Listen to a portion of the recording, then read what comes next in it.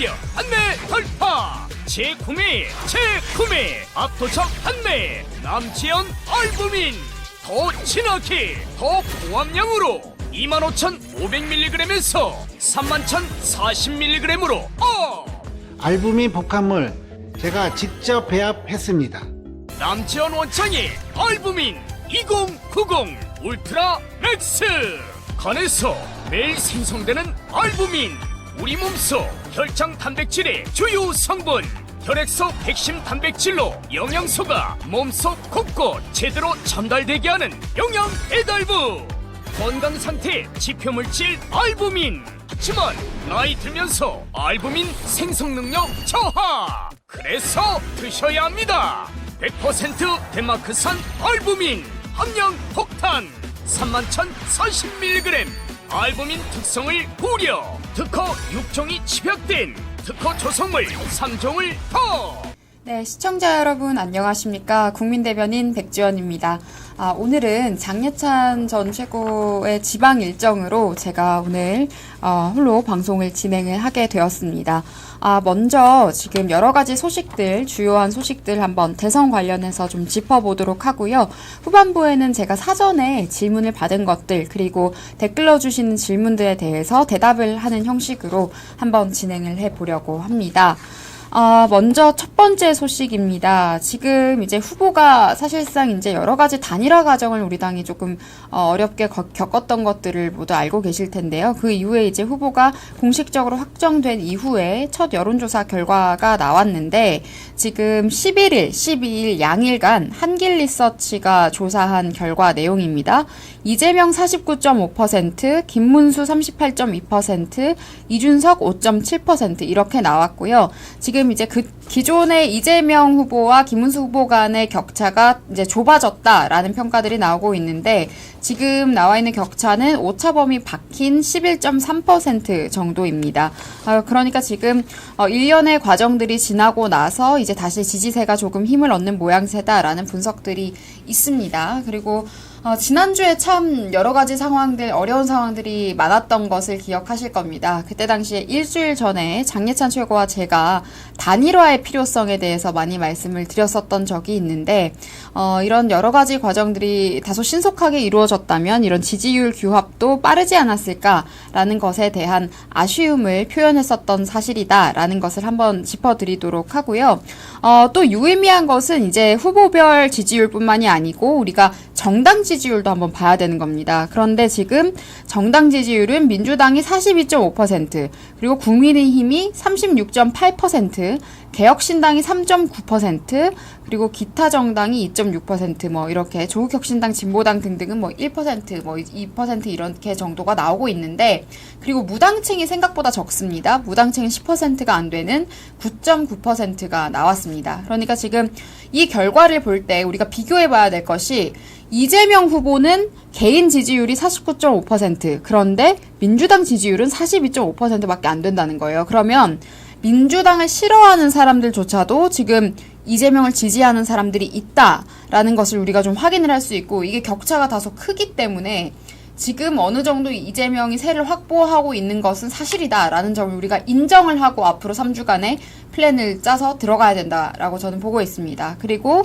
지금 김문수 후보가 38.2%, 국민의힘이 36.8%인데 지금 2%가 안 되죠. 1.4% 정도의 차이인데 당 지지율과 조금 유사하게 가고 있으나 앞으로 조금 더 이제 중도층으로 확장을 하려는 여러 가지 이제 정책들을 좀 내어놓고 있는데요. 근데 지금 제 생각에는 지금의 당의 접근 방식은 여러 가지 정무적인 방향성을 통한 새 확보인 것 같은데, 저는 조금 더 소구력 있기 위해서는 정책적인 행보가 좀 더 의미가 있지 않을까. 중도층은 사실 정치인들끼리 누가 누구 편이고 새싸움 한다는 것보다는 우리가 체감할 수 있는 어젠다에 대해서 크게 움직이기 때문에 이런 지점들이 앞으로 조금 더 중요해질 수도 있겠다라고 결과를 봤고요.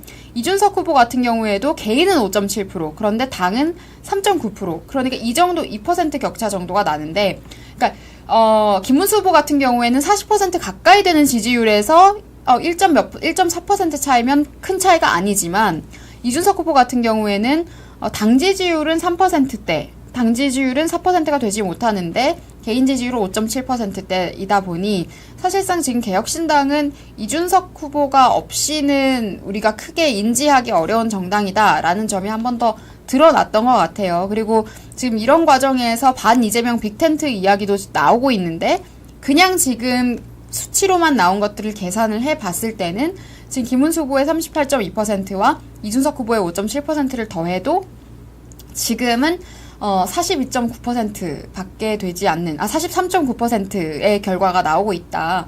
그래서 앞으로 이것은 저는 김문수 후보가 개인의 경쟁력을 좀 더 확장해가고 강화해가는, 그리고 더 많은 사람들에게 알리는 여러 노력들이 필요하지 않을까라는 생각이 들었습니다. 그리고 11일, 12일 양일간의 조사예요. 그러니까 그 복잡했던 당내 여러 가지 혼란 이후에 조사된 결과이기 때문에 어느 정도의 결집 효과도 있었고 이제 후보가 확정된 이후의 결과다라는 점에서 그 수치를 좀 유의미하게 볼 필요가 있다라는 생각이 듭니다. 그래서 일단 첫 번째로는 이 내용을 가장 중요하게 먼저 말씀을 드렸고요.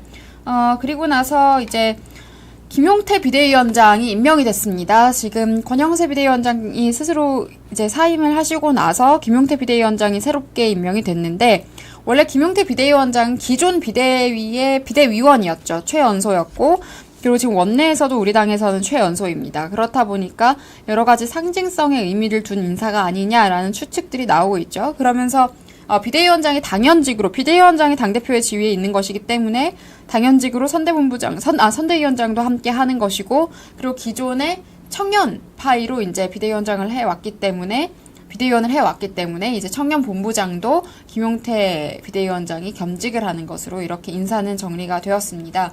근데 이 부분에 대해서 인사의 의미를 부여한다거나 여러 가지 해석들이 나오고 있는 것 같아요. 이제 반대하시는 분들도 있고, 아무래도 기존에 우리 당에서 4, 5개월간, 그리고 당뿐만이 아니고 많은 윤석열 대통령을 지지하시는 많은 국민들께서 보여주셨던 여론과는 다소 다른 방향에 있지 않느냐, 그런 부분들에 대해서 지금 문제가 되고 있는 상황입니다. 당원들의 불만이라거나 이런 것들이 좀 다소 나오고 있는데, 비대위원장의 직에 있었을 때의 이제 행보 같은 것들은 우리가 한 번 더 체크를 하고 팔로우를 해봐야겠다라는 생각이 드는데요.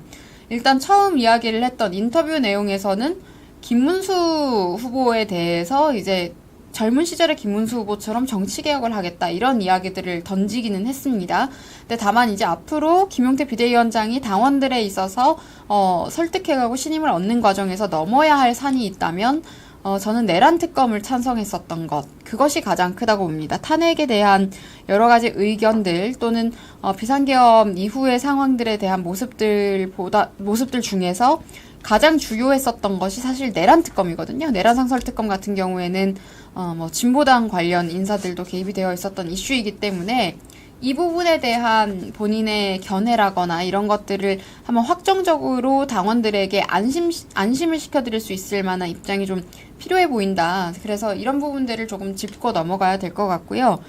그리고 지금 윤석열 대통령을 향한 여러 거취 문제 같은 것들이 당에서도 이야기가 나오고 있습니다. 그런데 이런 부분들에 대해서도 김용태 비대위원장의 입장은 국민의힘 차원에서 출당을 하거나 탈당을 요구하는 것은 어렵다.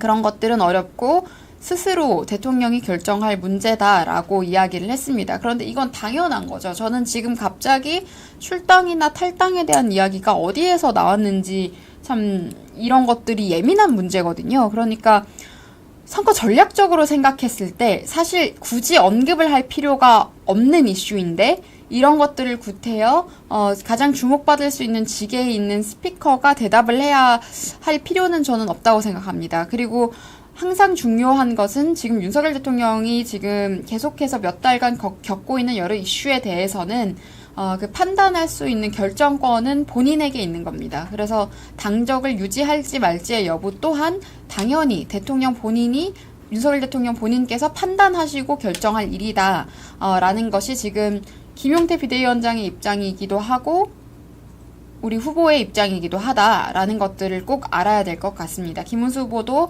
오늘 대구에 갔을 때 이런 입장들이 좀 나왔던 것 같은데요.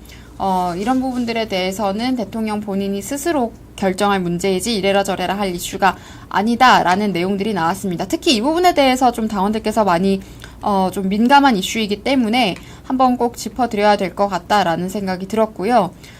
그리고 지금 우리 내부 상황에서 많은 분들이 문제가 되고 있다라고 받아들이는 것이 한동훈 전 후보죠. 한동훈 전 후보가 계속해서 이런 여러 가지 이야기들을 하고 있습니다. 가령 민주당에서 하는 주장, 민주당 선대위에서 나오는 논평과도 일맥상통한 내용들을 계속해서 주장을 하고 있어요.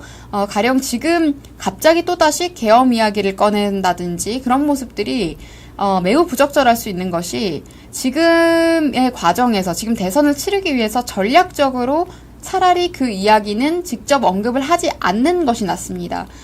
민주당 측에서 먼저 이야기를 하는 경우에 대응을 하고 방어해 나가고 우리가 그들이 어떠한 문제를 가지고 있는 집단인지에 대한 공격을 오히려 하면 되는 것인데 지금은 우리가 민주당이 구태여 공격하지 않아도 스스로 자멸하기 위한 빌미를 제공하는 것처럼 하는 것이 소위 한동훈계다. 그렇다 보니까 지금 이분들에 대해서 지금 전당대회를 노리고 사실상 조기 선거운동, 사전선거운동 하고 있는 거 아니냐라는 비판들이 당원들께서 지금 하고 있는 겁니다. 근데 이런 부분들은 컨트롤이 되어야 하는 것이고요. 특히 대선 전국인데 뭔가 낙선시킬 목적으로 이런 발언들을 계속 분출하고 있는 것이라면 이 또한 저는 참 큰 문제라고 생각을 합니다.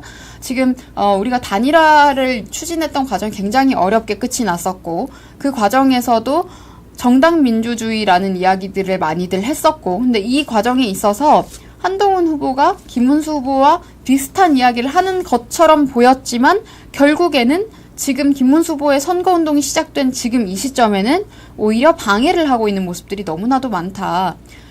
그런데 저런 식으로 해서 과연 이 당에서 정치를 할 수 있을까에 대한 의문은 우리가 항상 가지고 있지만 특히 대선 전국에 있어서 이재명을 상대해야 하는 그리고 어느 때보다 막강해진 상대를 상대해야 하는 이런 상황에 있어서 할 행동은 전혀 아니다라는 생각이 들었고요.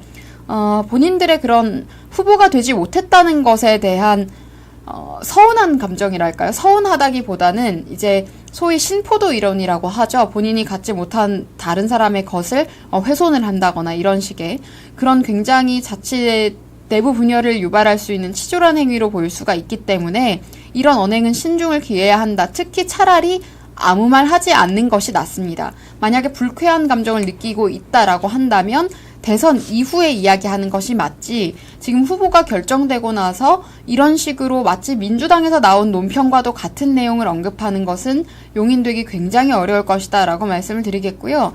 지금 선대위원장으로 합류도 하지 않았기 때문에 이 상황에서 더 이상 이런 식으로 우리 선대위의 방향성이라거나 후보의 방향성이라거나 비대위원장의 방향성에 대해서 지시를 내리는 듯한 어조는 특별히 주의해야 될 것 같다라는 말씀을 드리겠습니다. 지금 당의 비대위원장은 김용태 비대위원장이고 우리 당의 대선 후보는 김문수 후보다라는 점을 명확히 인지를 좀 할 필요가 있을 것 같다라는 생각이 듭니다.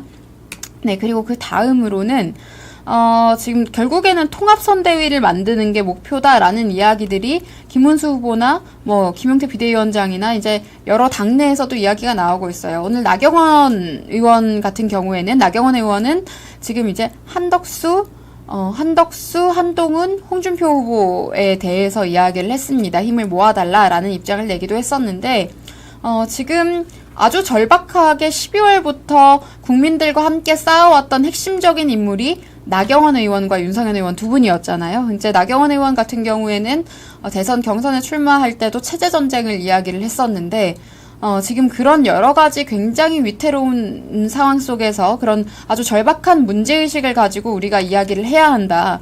그렇게 하기 위해서는 여러 가지 부정적인 감정은 잠시 넣어두고 우리가 하나가 되는 모습으로 저 강력한 이재명을 지금 상대를 해야 되는 상황이다. 라는 이야기들을 하셨습니다. 사실 당내에 중진이라면 마땅히 하셔야 할 말씀이라는 생각이 들고요.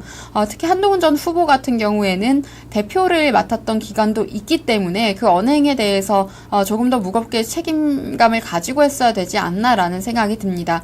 하지만 그럼에도 불구하고 결국에 지금 김문수 후보와 비대위원장의 입장 같은 것들을 보면은 결국 우리가 지금 싸워야 하기 때문에 한동훈 후보 측까지도 품겠다라는 지금 제스처들이 많이 나오고는 있어요. 그런데 이 과정에서 어떻게 이제 이런 것들이 원활하게 이루어질 수 있을지 소위 우리가 이야기하는 원팀 선대위가 지금 이제 3주 남았습니다. 이제 D-21일입니다. 3주 딱 남았는데 이 시점에서 어떻게 풀어갈 수 있을지가 앞으로 우리가 관전 포인트가 좀 될 것 같다라는 생각이 들고요. 그리고 저는 지난 경선 과정에서도 그랬습니다만은 윤석열 대통령의 이름을 가장 많이 파는 것이 지금 한동훈 전 후보입니다. 그러니까 이런 분들은 주의하셔야 되는 거예요.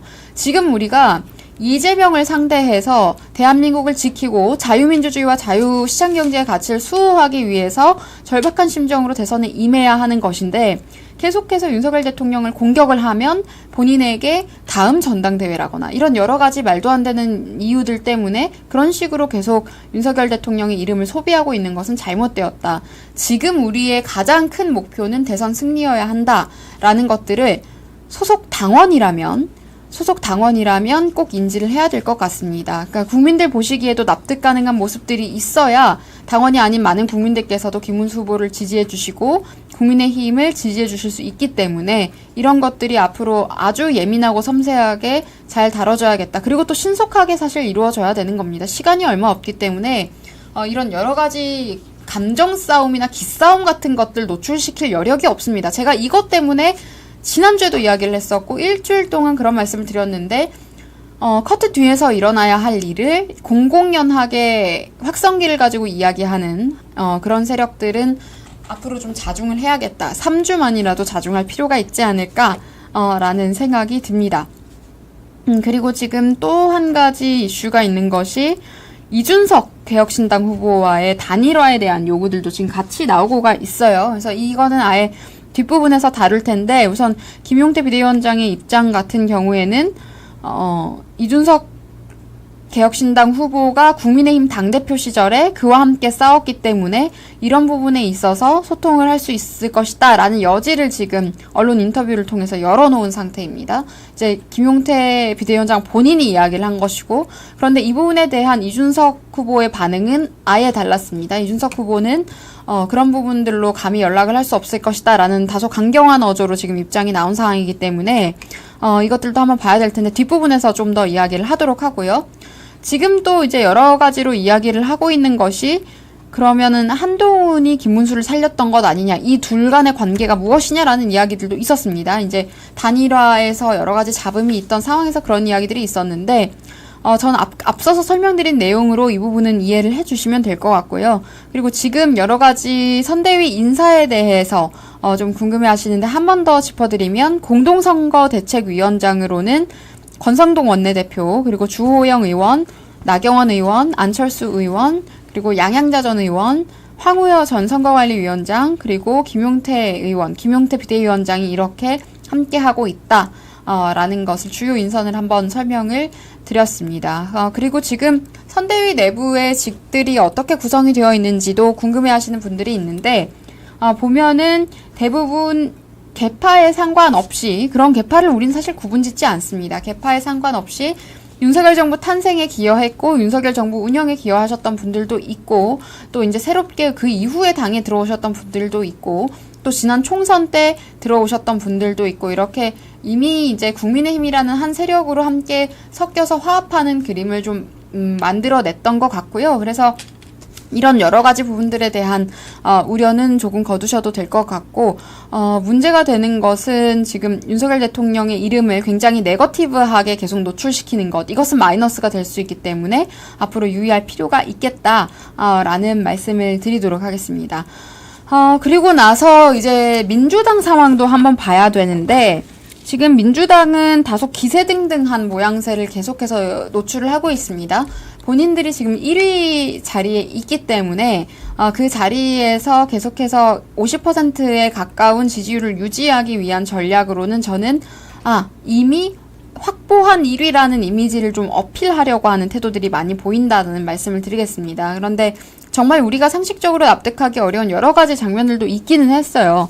그러니까 이재명 대표가 지금 굉장히 의기양양한 태도로 여러 가지 자리에서 연설을 한다거나 이야기들을 하고 있거든요. 그런데 이재명 대표는 본인에게 부정적인 상황이 생겼을 때는 표정을 숨기지 못합니다.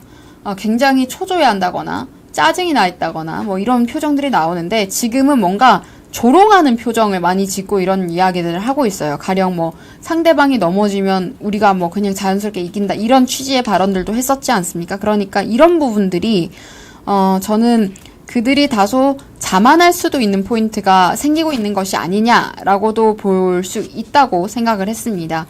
그리고 지금 민주당 선대위에서 참 어이없는 이야기들을 하고 있죠. 민주당에서 지금 이제 이재명 대표가 지난 몇 월인가? 2월이었나요? 지난 2월에 그런 이야기를 했었습니다. 2월이었는지 3월이었는지 지금 기간이 명확하지 않은데, 이재명 대표가 과거에 본인이 나는 중도 보수다라는 이야기를 했었어요. 그래서 민주당에서 중도 보수다라는 그런 현수막까지도 걸기도 했고, 또 최근에는 이재명 대표의 지지자들이 진짜 보수, 이재명이 진짜 보수다라는 취지의 책도 출판을 지금 하고 있습니다. 그러니까 이 보수라는 아이템 자체를 이재명이 빼앗아가기 위한 시도를 민주당은 전략적으로 지금 구사하고 있다고 저는 보고 있고요. 사실 이 보수라는 언어가 이렇게 많이 훼손이 되어버린 이유는 사실 우리 당 내에서도 그랬지 않습니까? 그렇게 굉장히 많이 남용되거나 오용되어 온 측면이 있기 때문에 이제는 급기야 기본소득 그리고 토지 공개념을 주장했던 정말 이거는 공산화 사상이에요. 이런 공산 사상을 가지고 이런 말도 안 되는 정책들을 주장했던 인물이 급기야 이 사람들이 본인들이 보수라는 단어로 본인들의 정체성을 설명하는 시도를 하고 있다라는 것이 아주 문제적인 상황이다라고 볼 수 있겠습니다. 그래서 지금 이어서 말씀을 드리면 민주당 선대위에서 김문수 후보를 향해서 위장보수다라는 이야기를 던졌어요. 위장보수라서 이런 것들에 대한 비판 같은 것들을 위장보수다라는 프레이밍으로 지금 하고 있는데 이런 것들에 대해서 저는 앞으로 선대위가 좀 더 기민하게 대응할 필요가 있다고 생각을 합니다. 그러니까 무조건 방어만 하려고 하는 상황이라기보다는 이렇게 1위 후보가 지금 이재명이 1위를 달리고 있고 우리가 2위로서 앞으로 1위를 탈환해야 하는 입장에 있을 때는 그들이 이런 식으로 프레임 공격을 하게 되면 우리는 이 부분에 대한 해명을 한다기보다는 사실 더 큰 프레이밍으로 역공을 해야 맞거든요. 그래서 그래 우리가 위장보수라면 너는 진성 좌파라고 한다거나 진성 뭐뭐라고 한다거나 조금 더 공격적인 극좌 세력이 아니냐라는 비판을 할 수도 있는 것이고 이런 전략적인 언어 프레이밍도 앞으로는 구사를 좀 할 필요가 있지 않을까라는 생각을 합니다. 그러니까 이들은 무조건적으로 이런 단어들을 계속해서 남발하고 그러면은 기사화가 될 거 아닙니까? 그렇게 기사로 노출을 시켜서 국민들께 그런 부분들을 각인을 시키려고 하는 거예요. 그러니까 사실관계는 중요하지 않습니다. 계속해서 같은 말을 반복을 해서 왠지 그 말이 맞는 것처럼 들리도록 하는 게 민주당이 구사하는 프레이밍 수법이거든요. 근데 이게 아주 오랫동안 지속되어 왔었고 특히 지난번에 이태원 사고 때 당시에 기억을 하실 겁니다. 그때 당시에도 비슷한 상황들이 있었어요. 그러니까 이태원 사고가 일어난 이유가 마약 수사 때문이다. 말도 안 되는 그런 주장들이 그때 나왔어요. 황운하 의원, 지금 조국혁신당이죠. 이런 사람들이 주도해서 그런 여러 가지 여론 조성의 최전선에 있었고, 근데 결국에 어땠습니까? 마약 수사가 어떻게 사고의 원인이 될 수 있습니까? 이건 말도 안 되는 거거든요. 근데 그런 식으로 그때 프레이밍 선동이 굉장히 심각했었어요. 근데 여러분 최근에 아시죠? 코카인 지금 또 발견된 거. 어마어마한 양의 코카인이 발견이 됐고 지금 지난번에도 또 마약이 대마류 마약이 또 발견이 됐었죠. 계속해서 지금 미국 FBI와의 공조를 통해서 이런 것들을 잡아내고 있는데 참 이런 것들도 우리가 이번 대선에서 문제의식을 삼아야 되는 지점입니다. 그러니까 지금 원래 우리나라가 마약 청정국이었어요. 그런데 박근혜 전 대통령이 탄핵을 당하시는 과정에 있어서 먼저 이런 마약 관련해서 수사망을 가지고 있었던 해경이 해체가 됐었습니다, 여러분. 해경이 해체가 됐고 문재인 정부가 들어섰는데 문재인 정부 때부터 마약이 점점 이제 유통이 되면서 활개치기 시작했었어요. 황운하 의원은 고작 5배 정도밖에 증가하지 않았다라는 취지로 고작 5배라는 이야기를 했었지만 굉장히 많은 양이 증가를 했었고 그런 유통 관련 문제들도 생겼고 이제 마약을 단약을 하는 과정에 있어서 고통받는 사람들도 생겼고 범죄 조직이 개입하는 문제도 생겼는데 그렇게 우리가 표면적으로 봤을 때는 한국에서도 이제 마약을 하는 사람이 생겼구나. 이건 사회적 문제다라고만 볼 수도 있지만 지금 그 어마어마한 막대한 양의 대마류 그리고 코카인 같은 것들이 우리나라 항구를 통해서 들어오고 있다라는 거는 저는 더 큰 문제가 마치 계류지처럼 됐다는 겁니다. 우리나라가 중간 상인들의 거점이 됐을 수가 있기 때문에 매우 위험하다라는 점을 말씀드리겠어요. 그러니까 무역상 우리가 유리한 위치에 있다 보니까 동남아 마약 문제, 그리고 미국에서 지금 유통되고 있는 마약, 중국에서 유통되고 있는 마약, 여러 가지 그러니까 중국에서 미국으로 넘어가는 마약, 동남아에서 넘어가는 마약, 남미에서 또 넘어오는 마약, 이런 것들의 유통지가 되고 있는 것이 아니냐라는 것이 지금 제가 제기했었던 여러 문제의식이기도 했었는데, 계속해서 이렇게 막대한 양의 마약이 한 번에 발견되는 정황들이 나오는 것은, 그것도 입항했을 당시에 포착이 되는 것은 저는 이것은 심각한 문제라고 생각을 합니다. 그래서 윤석열 정부 당시에도 사실상 마약과의 전쟁을 이야기를 했었고, 초기부터. 그런데 이걸 민주당이 굉장히 방해를 했었어요. 그러니까 이상민 행안부 장관이 이런 부분들에 있어서 굉장히 주요하게 역할을 해야 한 사람인데 그분에게도 계속해서 공격을 했었고, 그래서 이런 큰 맥락에서 여러분들 봐주셨으면 좋겠습니다. 이재명 후보가 만약에 대통령이 된다면 마약 관련 문제에 대해서 어떤 결론이 날 것인가, 지금 이 부분에 대해서 저는 아직 민주당의 입장을 제대로 보지 못한 것 같은데, 이런 문제의식도 저는 아주 주요한 포인트라고 생각을 합니다. 그래서 이 부분을 꼭 인지를 해주셨으면 좋겠다는 말씀도 지금 마약 이슈가 있다 보니까 드리겠고요. 그리고 지금 중국 간첩들이 어떻게 활동을 했었는지 지금 어제 KBS 뉴스에서 보도된 내용들 많은 분들 기억하실 겁니다. 그러니까 이게 그 사람들이 관광객, 유학생으로 위장을 해서 들어와도 그냥 호기심에 찍었다라는 말로 항상 이야기를 했지만, 그동안 군사시설이라거나 국가안보시설, 기밀시설 같은 것들을 촬영을 하면서 포착이 되고 나면 그냥 호기심에 찍었다라고 불법 드론 촬영을 해놓고 그렇게 이야기를 했지만, 그게 아니었다는 거죠.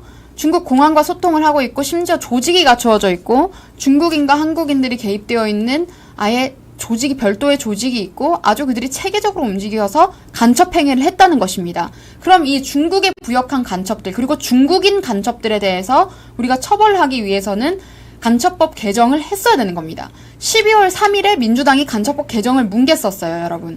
그것도 우리가 반드시 기억을 해야 됩니다. 그리고 이 간첩법 개정안을 진작 발의했었던 것이 나경원 의원입니다. 나경원 의원이 간첩법 개정안을 발의하면서 기존에 북한만 처벌하도록, 지금도 아직 북한 관련만 적국이라고 명시되어 있기 때문에, 대한민국의 공식적인 적국은 북한뿐이기 때문에 북한 관련 간첩들이나 그 관련 세력만 처벌할 수 있는데, 그것을 외국으로 확대하게 되면 중국 간첩이든 어느 나라 간첩이든 무슬림 간첩이든 다 처벌이 가능해지는 것입니다. 그래서 이건 반드시 우리가 개정을 해야 되는데, 개정을 하지 못하도록 막았던 것이 민주당과 민주당에 부역하고 있는 조국혁신당이나 다른 그런 일부 야당들입니다. 그래서 이 부분에 대해서도 우리가 대선에서 반드시 저는 주요하게 다뤄야 할 핵심 사안이라고 생각을 합니다. 탄핵 정국 초기에도 많은 분들이 이런 이슈에 대해서 굉장히 중요하고 예민하게 반응하셨기 때문에 그런 여론들이 끌어올라져 왔다고 생각을 하는데, 핵심이 결국에는 정말 우리 생활과 밀접한, 그리고 국가 안보적인 이슈라거나 여러 가지 문제들을 생각을 해도 우리가 직감할 수 있는 위기감과 공포감, 그런 것들을 지금 보여줄 수 있는 이슈는 마약 카르텔 문제, 그리고 간첩 문제인 것입니다. 그러니까 이 부분에 대해서 우리가 반드시 경각심을 가지고 대선 과정에 있어서도 절대 놓쳐서는 안 될 포인트다. 지금은 대선 과정에서 이렇게 여러 가지 기사가 나고 하는 부분들을 보면은요, 이런 문제의식이 어느 순간 삭제가 되어 있는 것 같아요. 저는 이게 가장 문제라고 봅니다. 이런 것들이 어느 순간 삭제가 되어 있으면서 정치인들과의 관계에 대해서 탐구하는 내용들이 너무 주요해지고 있는데, 그게 국민들이 정치인이 누구랑 친한 게 국민들에게 뭐가 중요한지 저는 사실 잘 모르겠습니다. 그리고 앞으로 중요해지는 것은 제가 말씀드렸던 그런 이슈들, 그리고 원자력 안보 이슈들, 우리의 원전 산업을 지금 문재인 정부 당시에 원전 산업을 정말 뿌리 끝까지 사실상 짓밟아 놨었는데, 윤석열 대통령이 탈원전을 폐기하고 탈원전 정책을, 문재인 정부의 탈원전 정책을 폐기하고 원전 산업을 복구하기 위해서 윤석열 정부가 굉장히 부단히 애를 썼어요. 그래서 이런 지점들을 계속 연장해 나갈 수 있어야 되는 것이다. 이게 매우 핵심적입니다. 왜냐하면 지금 태양광 관련해서 민주당 모 의원도 새만금 비리에 연루되어 있다거나 이런 사람들이 지금 있기 때문에 그들이 이런 것들을 무마하기 위해서 고의적으로 계속해서 공세를 펼칠 수 있지만, 우리는 이 원자력 안보에 대해서도, 우리 기술 안보에 대해서도 반드시 이야기를 해야 한다. 지금 대권 주자들이 다 이야기하는 게 AI입니다. AI 이야기를 많이 하고 있는데, 이거는 저는 일종의 기술 유행에 대한 반응으로 보여질 수가 있기 때문에 물론 앞으로 중요해지긴 합니다. 그리고 AI 기술 주권이라는 이야기를 나경원 의원이 경선 때도 이야기를 했었고 앞으로 김문수 후보도 이런 이야기를 하겠지만 이 부분은 우리나라에서 다른 나라에 견주었을 때 훨씬 더 우위에 있을 수 있는, 그리고 세계 1위 수준의 AI 기술을 구사할 수 있도록 국력을 기울이자라는 것이 앞으로 국민의힘의 여러 가지 정책 방향성이 있는 것이고 우리가 이야기해야 될 방향성인 것이다 라는 것들을 말씀을 드리겠어요. 그런데 물론 이런 이슈도 중요합니다. AI 관련 이슈도 중요하지만 앞으로 이런 기술 안보나 산업적인 부분들에 대해서 짚을 경우에는 저는 정말 중요한 것이 원자력 산업, 그리고 조선업, 그리고 이런 여러 가지 중공업 분야, 전기 관련 분야들, 그러니까 이런 여러 중공업 분야에 있는 것들이 매우 중요해집니다. 그리고 이 전기 관련 같은 경우에는 우리가 이미 갖고 있는 기술력이 굉장히 많아요. 그런데 이런 부분들이 지금 친환경이라는 환경파리 세력들에 의해서 그러니까 문재인 정부나 좌파 민주당 정당의 이제 좀 이권 관계에 엮여 있는 그런 환경파리 세력들에 의해서 굉장히 이런 부분들이 잠식당하고 굉장히 묵살당해 왔었는데 이런 부분들에 대해서 우리의 산업을 다시 활성화시킬 수 있도록 하기 위한 정책들이 나와야겠고요. 그리고 김문수 후보 같은 경우에도 시장경제의 가치를 굉장히 중요하게 생각하시는 분입니다. 그래서 지금 중산층이 스스로의 자산을 증식할 수 있도록 하겠다. 그런 부분들에 있어서 여러 가지 제도를 개선하겠다라는 것이고, 세금 관련해서도 저는 항상 소득세는 줄여야 된다라고 생각을 해왔었는데 여러 가지 세제 개편에 있어서도 계속 세금을 사실 여러분 늘리기만 하잖아요. 그런데 이런 부분들에 있어서 감세를 해야 할 부분들은 감세하겠다라는 것이 지금 김문수 후보의 공약 중에 나와 있었던 내용들이거든요. 그러니까 결국 우리의 삶과 닿아 있는 부분, 근데 이 삶과 닿아 있으면서 자유민주주의와 자유시장 경제를 결정하는 이 가치를 지킬 수 있는 부분들은 결국 제가 말씀드린 이런 국가 안보에 대한 기본적 이슈, 마약 관련 문제들, 이런 범죄에 대한 강경 대응, 그리고 또 이런 경제적인 이슈들, 산업을 활성화시키고 산업의 활력을 다시 되찾아오는 이런 여러 가지 문제들, 기술 경쟁력 확보하는 문제들, 그리고 세제 개편하는 문제들, 이런 것들입니다. 사실 이게 우리 삶을 바꿀 수 있는 가장 실용적인 정책인 것이고, 앞으로 김문수 후보가 이런 부분들에 있어서 저는 좀 더 어필을 많이 하셨으면 좋겠어요. 지금 단일화라는 단어에 김문수 후보가 잡아먹히는 일이 없었으면 좋겠고, 이미 일주일 동안 여러 가지 고초를 겪었었기 때문에 근데 그것 또한 저는 우리 당이 최선의 결과를 내기 위해서 고군분투했던 과정이라고 생각을 합니다. 한덕수 후보 같은 경우에도 그때 당시에는 이제 여러 가지 국무총리로서 마지막까지 미국과의 통상 작업이라거나 여러 가지 직무를 끝내고 출마를 한다거나 했어야 할 상황이었다 보니 좀 여러 가지로 이제 판단에 대해서 상호 간에 이제 의견차는 당연히 발생을 하는 거예요. 당원들이 의견차는 있을 수 있기 때문에, 그런데 이제 결국에 당원들의 선택을 통해서 김문수 후보로 확정이 되었다면 이제 김문수 후보를 지지를 하고 여러 가지 이야기들을 풀어나가고 이재명을 어떻게 이길 것인지에 대한 고민들을 하고 3주라는 짧은 시간이지만 전략적으로 해결해 나갈 필요가 있다 라는 말씀을 한번 강조를 드려보도록 하겠습니다. 그리고 이제 오늘 일정이죠. 오늘 세 후보 모두 TK 지역에 갔어요. TK 지역에 갔는데 각자 개별 메시지 한번 비교해 보도록 하겠습니다. 네. 혼자 진행을 하니 목이 조금, 네, 물을 좀 마시고 하도록 하겠습니다. 네, 보시면 오늘 김문수 후보가 이제 대구 지역에 내려갔고 TK 지역에 내려가서 여러 가지 지금 현장 행보들을 하고 있어요. 가서 경북대학교 학생들도 만나고 현장 행보를 하고 있는데, 전 조금 아쉬운 것은 이제 대구 지역 현장 행보를 하고 있는데 계속 대통령 탈당 출당 관련 질문들이 너무 많이 쏟아졌었던 것이 좀 아쉽습니다. 영남 지역 관련해서 공약들에 대해 조금 더 어필이 되었으면 좋지 않았을까라는 생각이 드는데요. 이런 공약들도 조금 이따가 한번 짚어보도록 하고요. 그래서 앞서서 이야기하셨던 것처럼 출당이라는 이야기를 하는 것은 도리가 아니다. 그리고 탈당 여부에 대해서는 본인이 결정할 일이지 누가 이렇게 이야기할 일이 아니다. 라고 이야기를 했습니다. 그리고 만약에 윤석열 대통령이 여러 가지 정치적인 선택으로 인해서 우리가 책임을 함께 지는 상황이라면 그런 부분들에 대한 이야기들도 우리 당도 함께 책임을 져야 하는 것이다라는 입장까지 나왔다라는 것을 한 번 더 확인을 해드리도록 하겠고요. 그리고 저는 이재명이 계속해서 우리의 가치와 정체성을 약탈하려고 하고 있다라는 말씀을 드렸습니다. 지금 북한에 대해서도 규탄하는 내용을 지난주에 썼었거든요.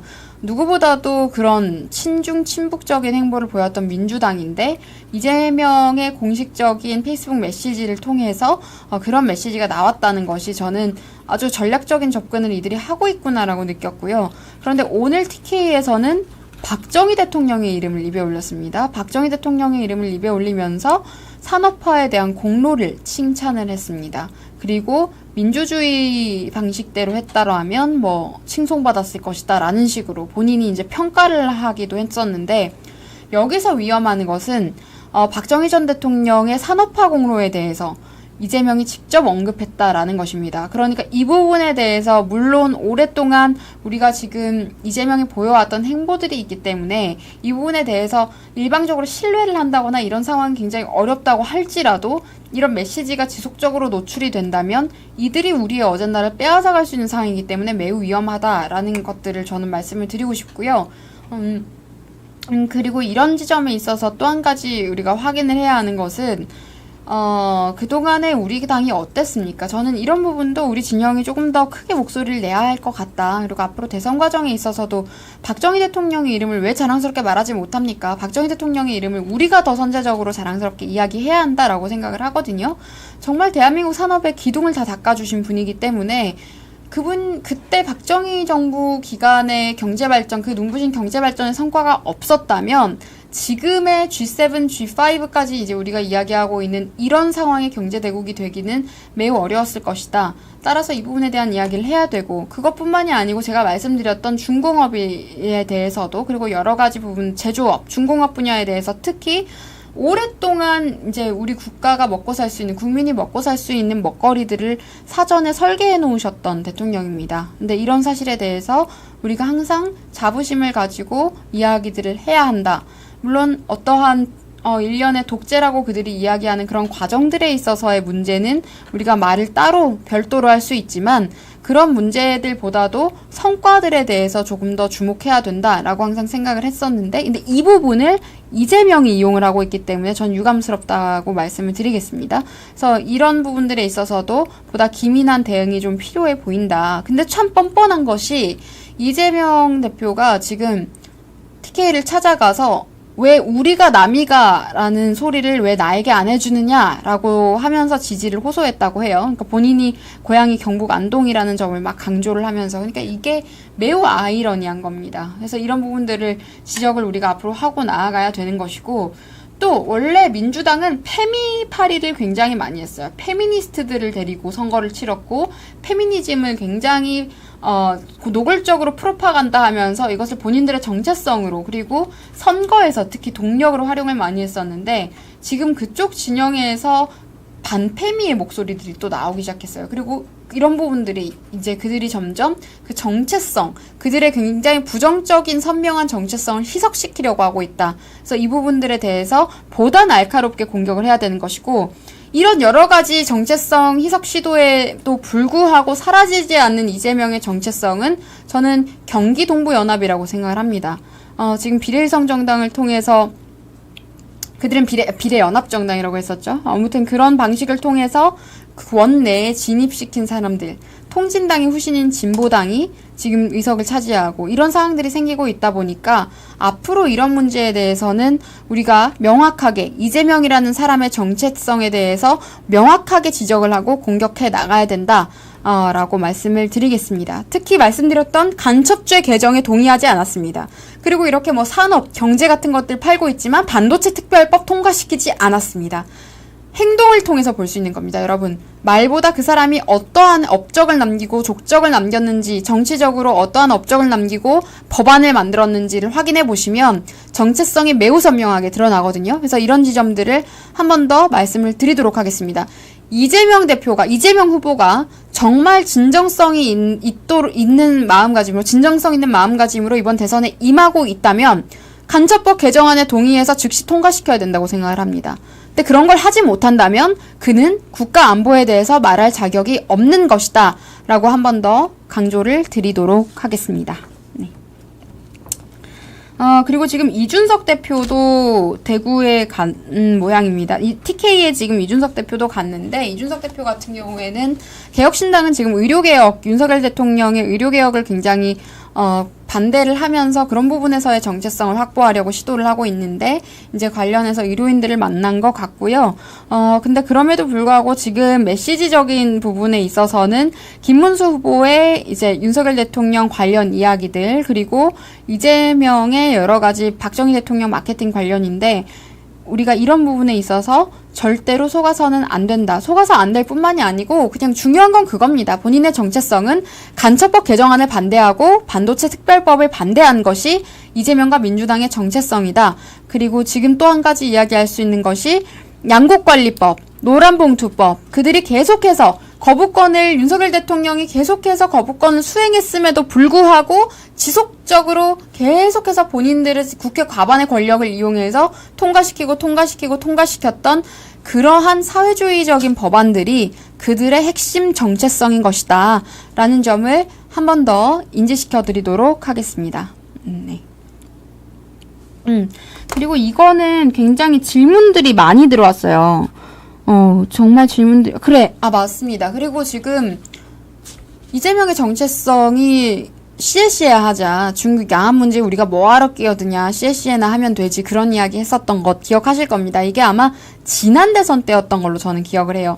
윤석열 대통령 선거 당시였던 것 같은데, 그때부터 지금까지 변하지 않은 정치성 그겁니다. 심지어 많은 분들이 기억하고 계시는 이제 노골적으로 좌파 성향을 드러내는 모 역사 강사 같은 경우에도 민주당이 왜 친중 세력이 아니라는 말은 하지 못하느냐 라는 답답함을 토로한 적이 있었는데, 이런 부분들에 있어서의 정체성은 그들이 절대로 이 해명하거나 설명하지 못하고 있는 상황이다 라는 것도 말씀을 드리겠습니다. 그리고 이제 다음으로는 굉장히 이거 질문을 많이 하시는 내용들이 있어요. 이게 저한테도 계속 질문이 들어오는데, 홍준표 전 시장의 행보에 대해서, 그리고 이제 지지자분들의 여러 가지 정말 다양한 행보들이 지금 나오고 있는데요.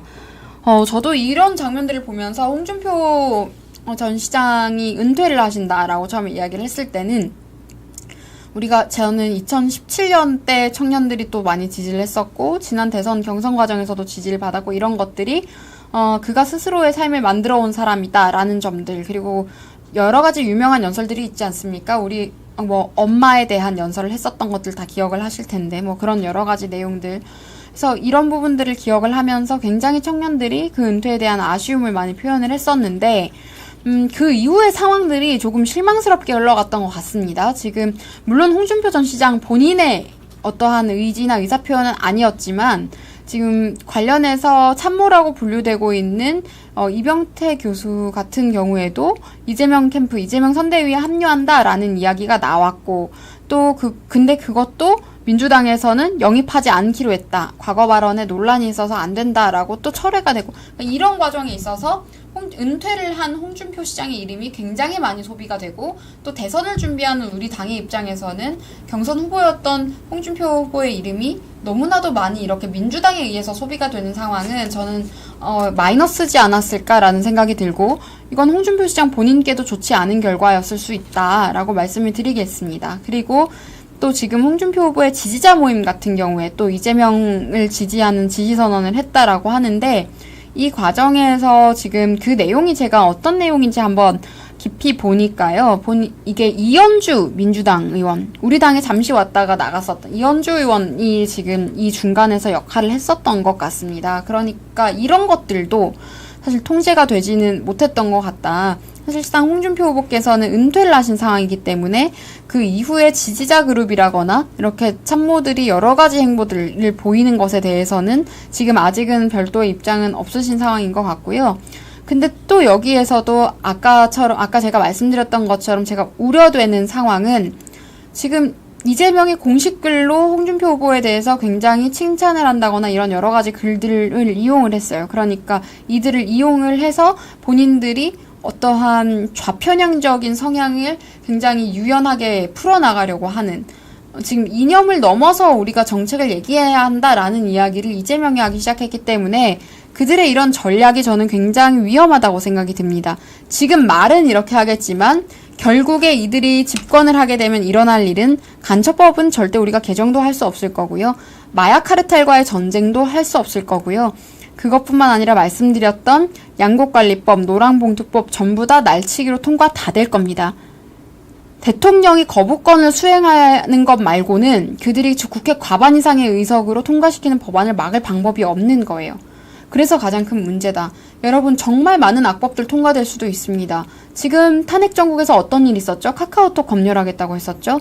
민주파출소? 말도 안 되는 이상한 당에서 조직 하나 만들어서 파출소? 경찰 사칭한 거 아닙니까? 이런 식으로 계속해서 표현의 자유를 억압하고 감시사회 안에 국민들을 길들이는 행동을 민주당이랑 저쪽 진영의 정치인들이 오랫동안 해온 거예요. 사실 우한폐렴, 우한코로나 당시에도 우리가 기억을 해보면 정말 감시사회의 체험판 같은 느낌과도 같았거든요. 몇 번 맞았는지에 따라서 소리가 다르고, 출입할 때 예방접종을 몇 번 했는지에 따라서 소리가 다르다거나, 횟수를 보여줘야 된다거나, 그리고 테이블에 3명이 앉든 4명이 앉든 5명이 앉든 사실 여러분 무슨 상관입니까? 테이블에 앉는 인원수까지 정해줘서 서로서로 감시하게 하고, 그리고 들어갈 때 예방접종에 대한 소리가 똑같은 소리가 나지 않으면 한 번 더 쳐다보게 만들고, 지하철에 카드 찍을 때마다 그 소리가 났어요. 마스크 착용하십시오, 마스크 착용하십시오. 계속 세뇌하는 듯한 이야기들 나왔고, 헬스장 시간 통제만 했습니까? 헬스장에서 틀 수 있는 음악의 템포와 박자까지 정해줬었습니다. 그러니까 이런 것들을 우리가 반드시 기억해야 되는 거예요. 이재명이 대통령이 된 이후에 그냥 이재명이라는 인물이 뭐 어떻다라기보다는 그 인물이 상징하는 것들을 보십시오. 그 인물이 당선이 되고 나면 어떤 일이 일어날지 보십시오. 거부권 없이 그냥 국회에서 통과되는 법안들 다 통과돼 버리는 겁니다. 우리 쪽에서는 어떠한 법안도 통과시킬 수 없을 것이고 그들 마음대로 법을 주무를 수 있는 겁니다. 그리고 지금 기재부의 예상 편성권을 대통령실로 가지고 오겠다고 한 것 자체도 이들이 지금 입법부와 사법부를 이건 장악한 상황에서 이제 행정부까지 완전히 소나기에 넣겠다라는 거거든요. 그래서 이런 프레임들을, 그러니까 이런 구조들을 이해를 하시고 저는 대선 과정을 우리가 봤으면 좋겠다. 그러니까 정치인들이 누가 누구랑 친하다더라, 누구가 뭐 함께 한다더라, 이런 것보다 중요한 것이 저는 이런 정체성, 그리고 이들이 당선됐을 경우에 통과될 만한 정책의 방향성이라고 보거든요. 그래서 그 부분에 대한 위기감과 문제의식을 우리가 가질 필요가 있다고 말씀을 한 번 더 드리도록 하겠습니다. 그래서 지금 홍준표 후보의 지지자들이나 뭐 참모들이 이재명을 지지한 상황을 어떻게 생각하시나요? 라고 저한테 이제 여러분들이 지금 댓글이라거나 이렇게 물어보고 계신데, 저는 홍준표 전 시장과 어떠한 직접적 인연이 없었죠. 공적으로도 인연이 없었는데, 그냥 저는 지켜보는 입장에서 생각을 했을 때는 이들의 이런 행위가 홍준표 후보에게는 누가 될 수 있다라는 생각이 듭니다. 그래서 조금 어느 정도 자제가 필요할 수도 있겠다는 판단이 들고요. 근데 그만큼 지금 국민의힘에 대해서는 불신이 큰 것 같습니다. 홍준표 후보 지지층에서는 그런 불신이 큰 것 같지만 이재명이 대통령이 된다면 제가 말씀드렸던 그런 일련의 여러 가지 상황들이 이루어질 수 있을 것이다.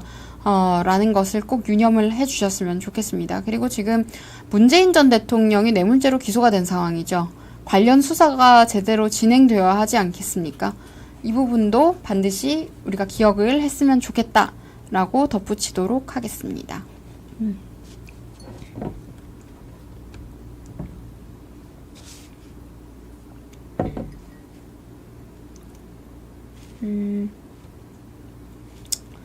네, 그리고 이어서 저는 이 단일화라는 단어가 항상 선거철이면 튀어나오는 단어잖아요. 지난 대선 때를 생각을 해보면 제가 이제 그때 당시에 윤석열 대통령 선대위 대변인으로 있으면서 봤던 장면들이, 그때는 저희가 후보가 확정되고 약 100일간의 시간이 있었습니다. 100일간의 시간 동안 선거운동, 100일간의 시간 동안 선거운동을 하고 우리가 그렇게 왔었는데, 마지막 선거 정말 막바지에 그때 당시에 안철수 후보와 단일화를 했었죠.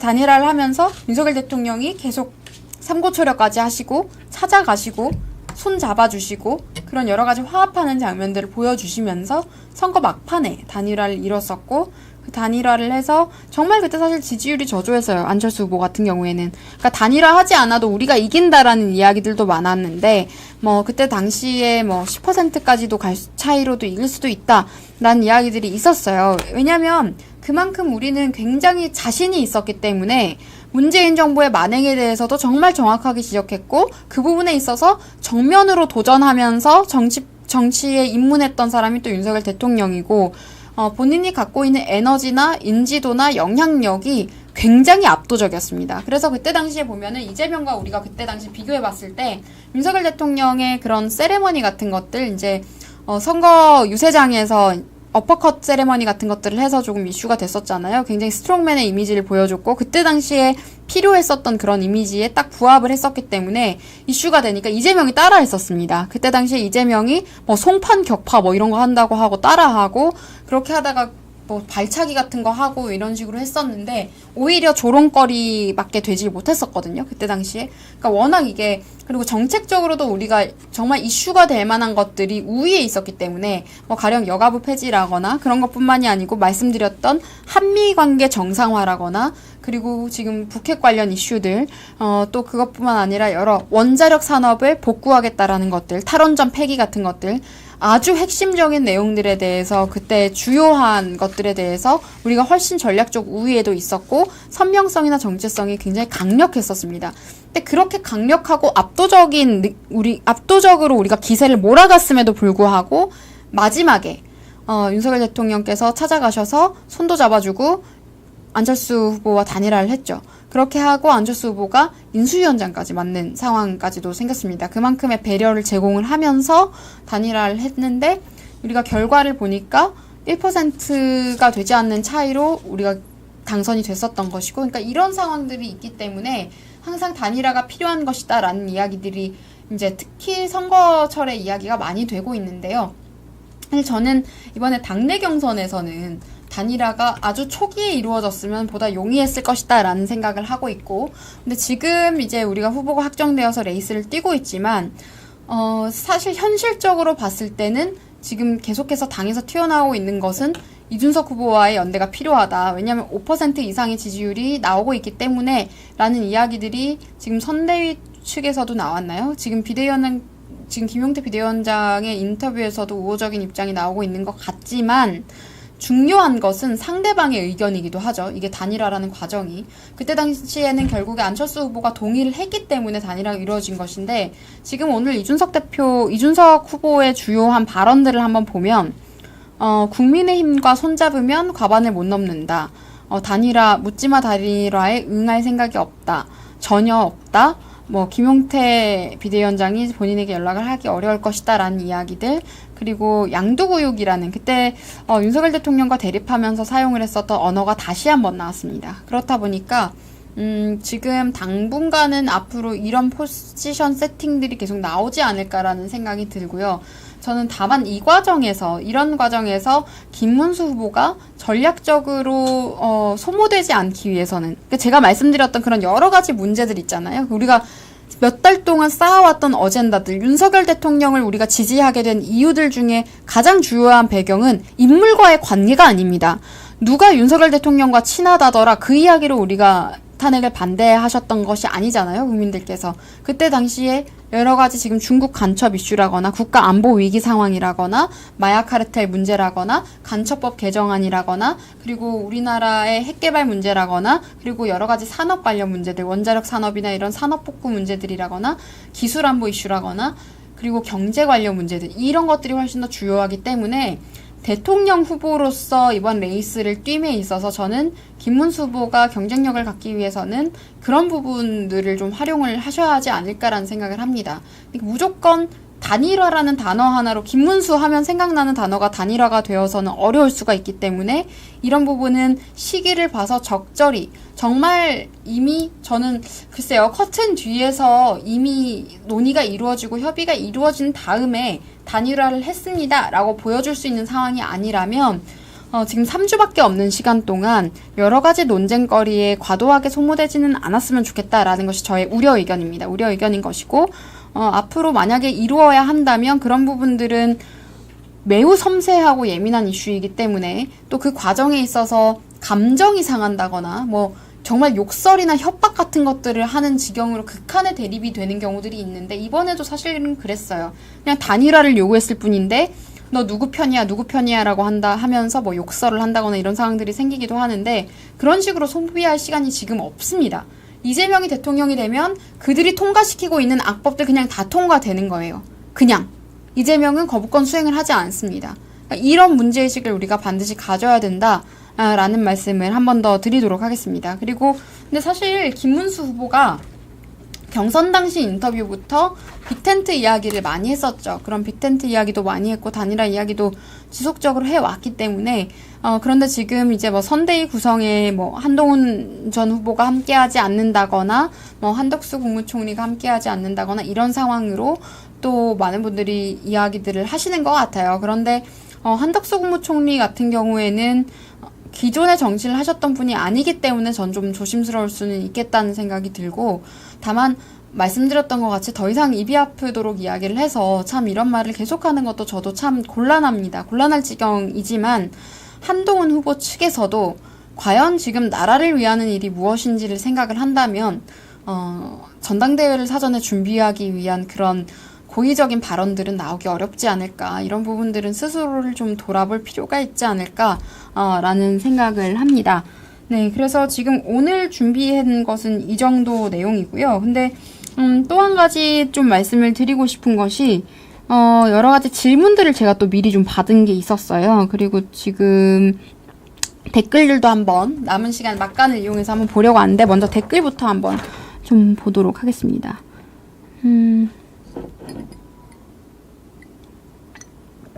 그렇죠. 지금 우리가 이야기했었던 민노총 문제 같은 경우에 윤석열 대통령이 노동개혁에서 핵심으로 다뤘었던 것이 그런 강성 귀족 노조의 고용세습 문제. 그거는 불공정이잖아요. 취업에서의 불공정 이슈를 깨기 위해서 그런 부분을 굉장히 강력하게 싸워왔습니다. 그리고 소기의 성과를 달성을 했고요. 그러니까 이런 것들을 우리가 계속 어필 포인트로 가지고 가야 정권 연장에 대한 여론이 올라오는 겁니다. 그러니까 윤석열 대통령에 대한 포지션 세팅이라고 할 수 있는 것은 정책에 대해서 우리가 계승할 부분들에 대한 강조를 하는 것이 필요하다. 성과에 대한 홍보도 필요하다라는 말씀을 드리겠습니다.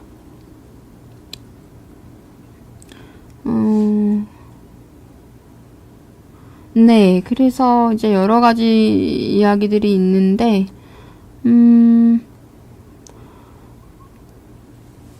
어젠다. 그러니까 지금 저는 그러니까 사람 간의 관계보다는 정책 어젠다 위주로 이미 정책 어젠다들 우리가 몇 달 동안 가지고 끌고 왔던 이야기들 우리가 다 알고 있는 이야기들 많지 않습니까? 그런데 아직도 그걸 모르는 분들께 알리는 노력들이 필요하다. 거기서 크게 어긋날 이유도 없다라고 생각을 합니다. 이런 이슈들을 좀 강조를 했으면 좋겠고요. 그리고 또 다른 질문들 같은 경우에도 네, 이런 이야기들이 있습니다. 보수가 이번에 꼭 이겨서 무너진 대한민국을 일으키고 민주당을 심판하는 날이 왔으면 좋겠다라고 이야기를 하는데 특히 이준석 후보, 황교안 후보와의 단일화도 할 수 있을지 이 부분에 대해서는 이제 후보의 입장을 확인을 해야 될 것 같은데 일단 지금 상황에서는 이준석 후보 측에는 계속 러브콜을 보내는 상황인 것 같기는 합니다. 근데 앞으로 어떻게 풀어나갈지는 지켜봐야 될 것 같고요. 그런 부분들에 있어서 감정적인 부분이나 가치적인 부분에 있어서의 갈등 관계는 잘 풀어나가야 되는 거라서 결론은 좀 지켜봐야 될 것 같고, 지금 이제 당에서도 선대위에서도 여러 가지 의견들이 나오고 있어서 다소 혼란스러워 하시는 것 같습니다. 그런데 가장 중요한 것은 특히 대통령 선거에서 가장 중요한 것은 지금 총선이 아니에요. 대통령 선거에서 가장 중요한 것은 후보 본인이 공식적으로 밝힌 발언이라고 생각을 합니다. 그 부분을 좀 주목을 해서 앞으로 지켜봐 주시면 될 것 같습니다. 사실 사전에 질문 들어왔었던 내용들이 오늘 제가 말씀드린 내용 안에 거의 다 녹아 있는 것 같아서요. 이제 댓글로 별도의 내용이 없으면 이제 슬슬 마무리를 해 보도록 하겠습니다. 네, 그러니까 지금 마지막으로 강조하고 싶은 것은 이재명의 말에 속으면 안 된다라는 문제의식입니다. 그리고 이재명 대표가 그런 얘기도 했죠. 내가 대통령 되면 코스피 뭐 3천 간다. 최근에는 뭐 5천까지도 이야기가 나오는 것 같은데 그런 이야기를 우리가 믿어야 할까요? 그리고 농업 기본소득 같은 것들도 계속해서 돈 뿌리기를 계속 얘기하고 있는데 여러분 그 돈이 누구 돈이죠? 국민 세금입니다. 그 세금 가지고 본인들이 나눠주는 것처럼 생색을 내고 있지만 결국 그만큼 더 많이 빼앗아 가겠다는 뜻이에요. 그렇게 더 많이 제공하기 위해서는 더 많은 세금을 걷어야 그렇게 할 수 있는 거예요. 그러니까 우리 주머니에서 돈 뺏어가서 뺏어간 돈보다 적은 돈 몇 푼 쥐어주면서 생색을 내는 겁니다. 그런 꼴을 우리가 또 당해야겠습니까? 문재인 정부 때 얼마나 많이 당했습니까? 그들이 선거철마다 코로나 지원금 갑자기 뿌렸었어요. 그러니까 그런 식으로 계속해서 국민이 피땀 흘려서 경제적 가치를 창출해서 만든 돈을 가지고 본인들이 생색을 내는 것들. 그러니까 이재명이라는 사람이 정치해온 과정 자체가 그렇습니다. 성남시장부터 경기도지사 하면서 지금 이 일련의 과정들 자체가 결국 다 그 안에 있는 거예요. 국민 세금 가지고 포퓰리즘 장사하는 것.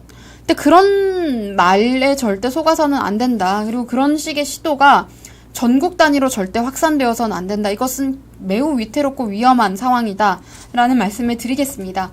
먹고 사는 문제를 이야기를 합니다. 뭐 먹사니즘 하다가 이제 그것이 안 되니까 뭐 다른 이야기도 하던데 먹고 사는 문제를 생각한다면 이번 대선에서 저는 이재명을 절대 선택해서 안 된다고 생각을 합니다.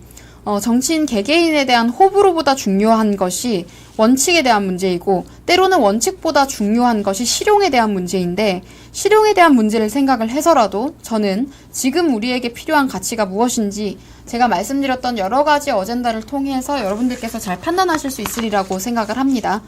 그리고 앞으로 저는 이 나라가 지금 잘 되기 위해선 선진강국, 홍준표 시장도 이야기하고 많은 정치인들이 이번 대선 경선 과정에서 이야기를 했잖아요.